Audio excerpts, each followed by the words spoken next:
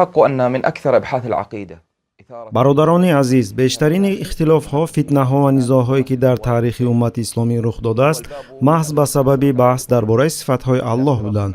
Ин мавзӯъ ба майдони набард табдил ёфт, ки дар он мунофиқон, аҳли бидъат ва дӯстдорони баҳсҳои беҳуда фаъол гаштанд.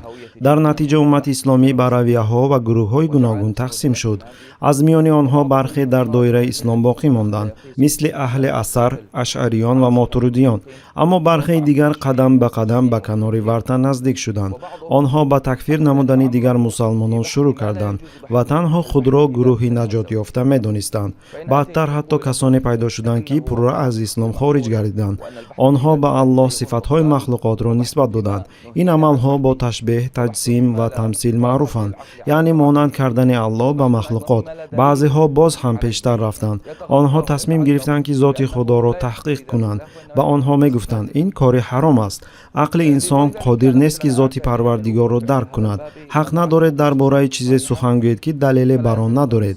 аммо онҳо ба хотири дифоъ аз худ мегуфтанд: на, мо зотро таҳқиқ намекунем.